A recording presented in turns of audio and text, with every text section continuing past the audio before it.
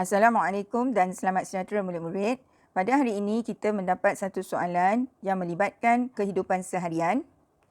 Soalan ini tidak memberi kita sebarang clue mengenai apa-apa topik, tetapi bagi murid-murid yang sudah biasa menjawab serta membuat latihan, ia akan berfikir secara objektif dan dapat menyelesaikan soalan tersebut. Soalan ialah mengenai persamaan Einstein tentang kerelatifan khas, iaitu disimbolkan sebagai RA yang bersamaan dengan RF kecil, tanda punca kuasa 2, 1 tolak dalam kurungan V per C kuasa 2, di mana RA ialah kadar penuaan di angkasa lepas dan RF ialah kadar penuaan di bumi.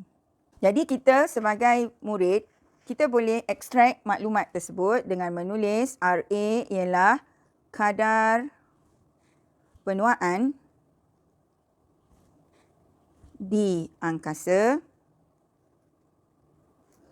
RF ialah kadar penuaan di bumi. Apakah maklumat yang diberi lagi? Jadi maklumat yang diberi ialah V yang merupakan laju angkasawan,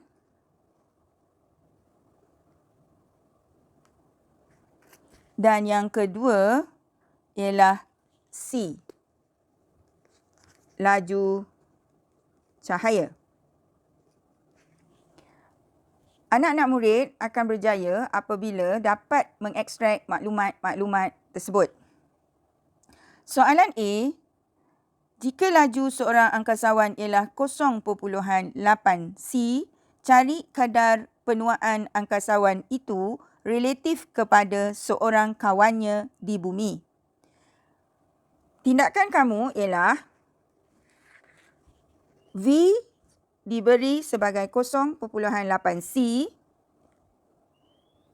dan RA adalah relatif kepada RF, iaitu penuaan di angkasa relatif kepada penuaan di bumi. Penuaan ini sudah semestinya umur kedua-dua individu tersebut, iaitu seorang di angkasa dan seorang lagi di bumi. Menggunakan maklumat yang diberi, iaitu RA bersamaan RF punca kuasa 2 bagi 1 tolak, gantikan V yang telah diberi dengan 0.8 C bahagi C, di mana perlu dikuasa 2 kan. Jadi mengisi ganti nilai V dalam formula tersebut di atas, maka kamu akan dapat menyelesaikan persamaan ini dengan mudah.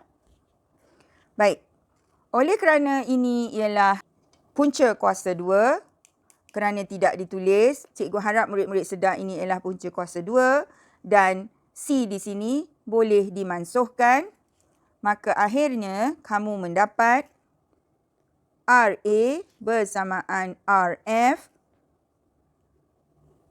1 tolak 0.8 kuasa 2.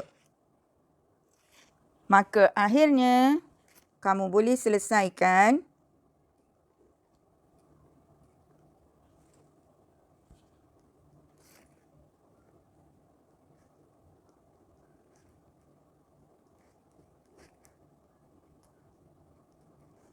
kamu akan mendapat 0.36 dan ini bersamaan dengan 0.6. Ianya juga boleh ditulis 0.6 daripada RF. Maka kadar penuaan angkasawan itu relatif kepada kawannya di bumi ialah sebanyak 0.6 RF, iaitu penuaan di angkasa bersamaan 0.6 daripada penuaan di bumi. Maka inilah jawapan yang boleh kamu beri. Dengan kata lain, seorang yang berada di angkasa berbanding seorang kawannya yang berada di bumi adalah 0.6 daripada usianya semasa di bumi. Sekian, kita pergi pula kepada soalan B. Seorang angkasawan berada di angkasa lepas selama 2 tahun. Anggarkan tempoh yang telah berlalu di bumi. Beri jawapan dalam tahun dan bulan. Baik, bagaimanakah kamu hendak menyelesaikan soalan B? Kamu sudah tahu perkaitannya semasa di soalan A. Jadi silalah kamu guna perkaitan yang telah kamu buat di A. Maka 2 tahun adalah bersamaan 24 bulan. Ini semua murid-murid tahu. Kenapa cikgu minta kita tukar kepada bulan? Sebab untuk memudahkan kiraan adalah lebih baik kita menggunakan unit yang sama. Dan unit yang lebih diperlukan apabila kita mendapat 0.6 di bahagian A. Jadi lebih baik kita buat penukaran kepada bulan. Kemudian, apa yang boleh kita lakukan? Kita gantikan penuaan di angkasa iaitu 24 bulan bersamaan 0.6 perbandingan relatif semasa usia di bumi, maka usia di bumi menjadi 24 bahagi 0.6 dan ini menjadi 40 bulan. Oleh kerana permintaan soalan, beri jawapan dalam tahun dan bulan, maka kamu lakukan penukaran 40 bulan kepada tahun serta bulan. 40 bulan ini bersamaan 3 tahun dan 4 bulan. Maka inilah jawapan akhir apabila diminta memberi jawapan dalam tahun serta bulan.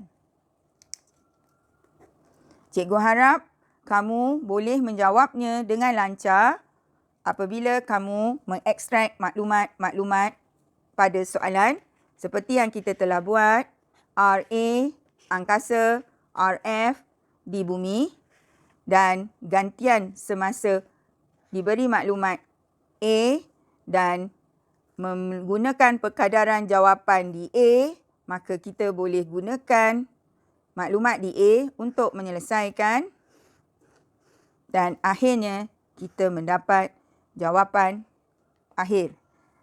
Jadi tolong faham, ulang dan kuasai kerana ianya sangat penting. Semoga maju jaya. Sekian, terima kasih.